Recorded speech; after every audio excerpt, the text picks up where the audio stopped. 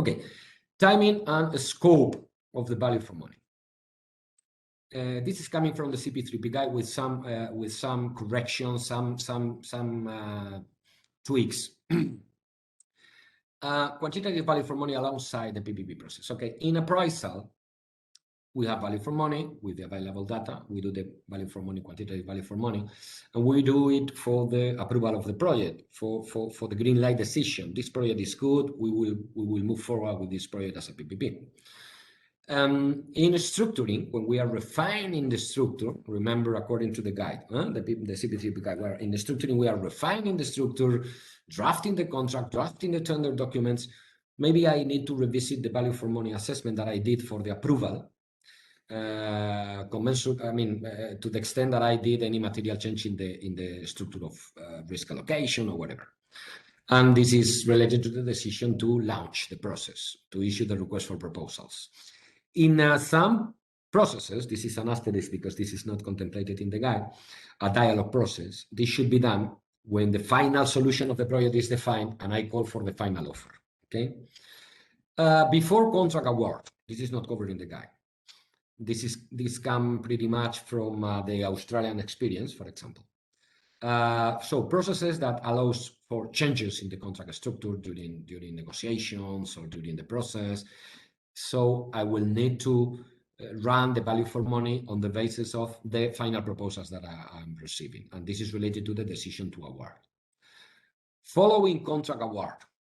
Following contract award, on the basis of who is the winner, value for money is worthy to be updated considering the final contract and the final cost coming from the PPP. This is good for feedback for future projects. And then in contract management, during all the life of the contract, value for money should be done when considering a contract change to enhance the project or when there is some negotiations to review risk allocation.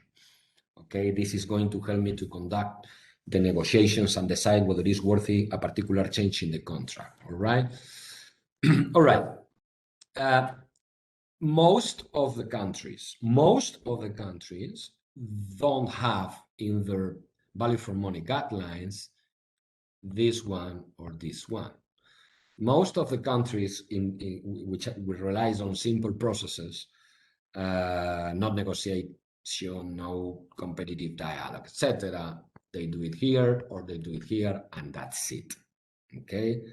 And in countries like Australia, they do it basically just here, because the decision to proceed with the project as a PPP, we will discuss this later on, is done on the basis of qualitative assessment only. Okay, I'm sorry for this. One is value for money developed, some evidences. Okay, so some countries, first of all, some countries do not perform quantitative value for money until the bids are received. It's the case of Australia. Others do it earlier, okay, but do it progressively. For example, UK, all right, is doing a progressively more detailed value for money assessment, quantitative value for money. Many countries in Latin America, okay, because we were assessing and discussing about different approaches in developing countries and some approaches in Latin America. Okay, so I particularly don't have maybe a couple of exceptions, but basically I don't have significant knowledge about value for money practice in Asia or in Africa. So many countries in Latin America perform only quantitative analysis for approval prior to tender. Mexico, Colombia, Paraguay. Some of them do a qualitative analysis, but preliminarily at the very beginning of the project assessment, which is very good practice, screening. Okay, I have UK, Australia. I have discussed this already. Okay.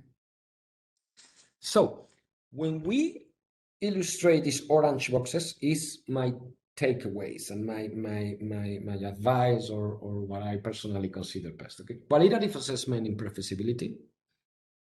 Screening is really good practice, followed by a simplified quantitative assessment, if possible, at the early stages of the feasibility assessment, and to be updated in the definitive value for money calculation at the end of appraisal or at the end of structuring to proceed with the final approval. Okay, that is my view.